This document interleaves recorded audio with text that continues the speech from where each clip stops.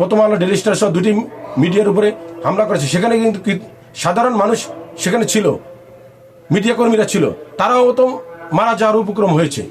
আমি সরকারের প্রতি আহ্বান করব, যারা এই শহীদ হাদির মৃত্যুর এই সুযোগ নিয়ে অস্থিতিশীল পরিবেশ তৈরি করার চেষ্টা করতেছে, বিভিন্ন সংবাদ মাধ্যম সহ অন্যান্যর উপরে হামলা করছে, এই আন্দোলনকে ভিন্ন খাতে নেওয়ার চেষ্টা করছে, তাদেরকে খুঁজে বের করবে এবং আইনের আওতায় নিয়ে আসবে।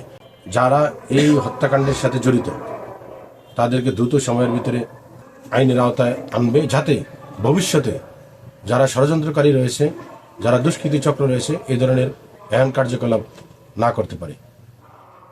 শহীদ ওসমান হাদি একজন বলিষ্ঠ কণ্ঠস্বর ছিলেন, দেশপ্রেমিক ছিলেন, কিন্তু আমি বলবো সে বেঁচে থাকতে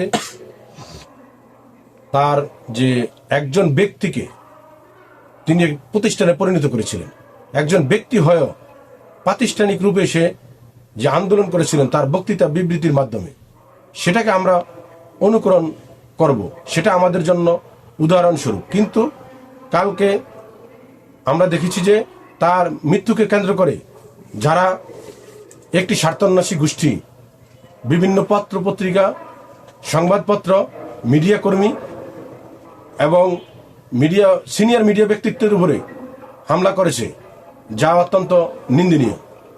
শহীদ হাদির যে আদর্শ সেটা কোনোভাবেই এই আন্দোলনের সাথে যায় না।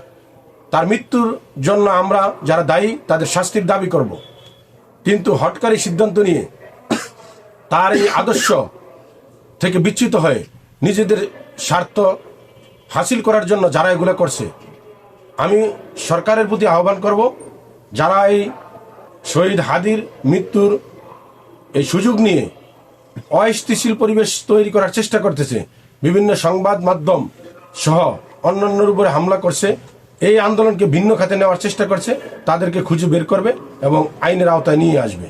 এক্সট্রিম মশার কয়েল প্ল্যান্ট ফাইবার দিয়ে তৈরি, তাই সহজে ভাঙে না, সুগন্ধিযুক্ত ও নিরবিচ্ছিন্নভাবে জ্বলে। ডেঙ্গু, চিকুনগুনিয়া বাহি সহ যে কোনো মশার বিরুদ্ধে দেয় এক্সট্রিম সুরক্ষা। যাতে ভবিষ্যতে বাংলাদেশের কোনো ব্যবসা প্রতিষ্ঠান, সংবাদ কর্মী তাদের উপরে এই ধরনের হামলা না হয়।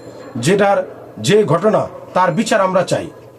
বাংলাদেশে কোনো অন্যায় আমরা চাই না। 24শে জুলাইয়ের আন্দোলনে আমরা সর্বাত্মক যারা সমর্থন দিয়েছি, পাশে ছিলাম, আমরা চাইব যাতে আগামী দিন বাংলাদেশ সংস্কারের মাধ্যমে একটি কল্যাণকর রাষ্ট্রে প্রতিষ্ঠিত হয়। কিন্তু কল্যাণকর রাষ্ট্রে প্রতিষ্ঠিত করতে গিয়ে যদি আমরা বিভিন্ন ব্যবসা প্রতিষ্ঠান, সংবাদপত্র এবং মিডিয়া কর্মীদের উপরে হামলা করি, আজকে আপনারা দেখেছেন প্রথম আলো, ডেইলি স্টার সহ দুটি মিডিয়ার উপরে হামলা করেছে। সেখানে কিন্তু সাধারণ মানুষ সেখানে ছিল, মিডিয়া কর্মীরা ছিল, তারাও তো মারা যাওয়ার উপক্রম হয়েছে। তাই আমরা যেমন শহীদ হাদিকেও হারাতে চাই না, হারিয়েছি, আমরা কষ্ট পেয়েছি, আমরা একজন সাধারণ সংবাদকর্মীকেও তো এভাবে হারাতে চাই না। কোনো অপমৃত্যুই আমাদের কাছে কাম্য নয়।